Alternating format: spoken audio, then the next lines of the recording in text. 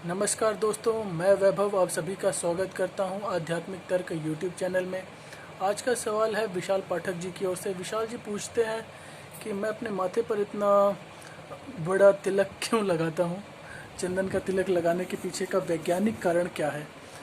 और जितने भी भारत में संप्रदाय, अलग अलग संप्रदाय के साधु संत होते हैं, वो अपने माथे पर चंदन का टीका क्यों लगाते हैं? देखिए विशाल जी, हमारे भारत में बहुत सारे संप्रदाय रहे हैं।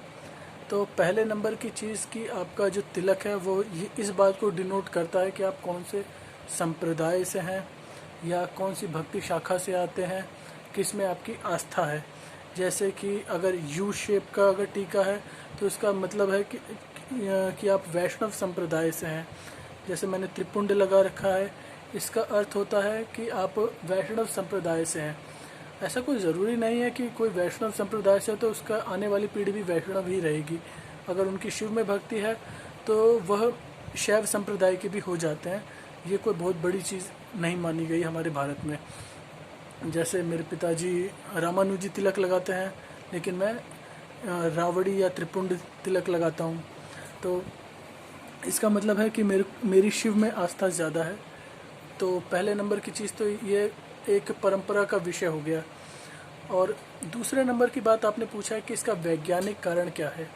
तो देखिए, जो हमारा चंदन होता है इसके अंदर दो तरीके की प्रॉपर्टी होती है। पहले नंबर की बात कि इसकी खुशबू, इसकी अरोमा, तो इसके चंदन की खुशबू बहुत ही अच्छी होती है। तो जिस भी चीज़ की खुशबू बहुत अच्छी होती है वो हमारे माइंड को एक शांति प्रदान करती है, पीस मिलता है। तो इसीलिए हम लोग देखते हैं बहुत सारे शहरों के अंदर कई अरोमा सेंटर होते हैं जहाँ पर बहुत सारी खुशबूदार कैंडल्स जलाई जाती हैं। पता चला खुशबूदार तेल से आपके सिर की मालिश की जाती है और खुशबूदार अगरबत्तियों से आपका उपचार किया जाता है। अरोमा थेरेपी इसका नाम दिया गया है। तो चंदन की खुशबू अच्छे होने के कारण यह आपके मस्तिष्क को सुखद एहसास देता है, साथ में आपके मन को भी खुश करता है, पहला कारण। दूसरा कारण ये होता है कि चंदन की जो प्रॉपर्टी है वो बहुत ही ठंडी है, कूल। जब आप चंदन को अपने माथे पर लगाते हैं तो ये आपके मस्तिष्क को ठंडक प्रदान करता है। आपके जो विचारों के बुलबुले फूटते रहते हैं, उमड़ते घुमड़ते रहते हैं, यह उन विचारों का दमन करता है। आप देखते हैं कि शंकराचार्य लोग बिल्कुल प्लेन चंदन लगाते हैं।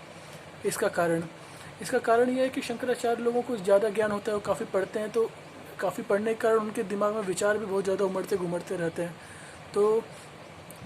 तो लास्ट में जब उनको ध्यान करना होता है या जब उनको शांति चाहिए होती है ध्यान के लिए, तब वो अपने माथे पर तिलक लगाते हैं।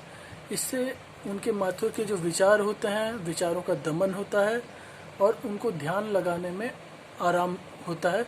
उनका ध्यान बहुत जल्दी लग जाता है। इसीलिए मैं भी जब भी ध्यान करने बैठता हूँ तो मैं अपने माथे पर तिलक लगा करके ही ध्यान करने बैठता हूँ। उससे जैसे मैं नॉर्मली अगर बिना तिलक लगाए ध्यान करने बैठूँ तो हो सकता है मेरे को आधे घंटे लग जाएं ध्यान की अवस्था में पहुँचने में। बैठे रहूँगा पर ध्यान की जो अवस्था है उसमें आने मेरे को आधे घंटे लग जाएंगे। लेकिन वही काम अगर मैं माथे पर तिलक लगा के करता हूँ तो मुझे ध्यान की अवस्था में पहुँचने में सिर्फ 5 मिनट का समय लगता है। 5 से 10 मिनट, अधिक से अधिक इससे ज़्यादा नहीं लगता। चाहे मन कितना ही अशांत हो, ध्यान लगाने से पहले अगर मैंने टीका लगा करके मैं बैठता हूँ तो मुश्किल से 5 मिनट में मैं ध्यान की अवस्था में पहुँच जाता हूँ। तो यही सबसे प्रमुख कारण है वैज्ञानिक, जिसके कारण जो है साधु संत लोग अपने माथे पर चंदन का तिलक लगाते हैं। आपके और भी अगर कोई प्रश्न हो तो आप मुझसे बेझिझक पूछ सकते हैं। मैं आपके समस्त प्रश्नों के उत्तर अवश्य दूंगा। कृपया करके इस चैनल को सब्सक्राइब करें और अपने प्रश्न पूछते रहें। धन्यवाद।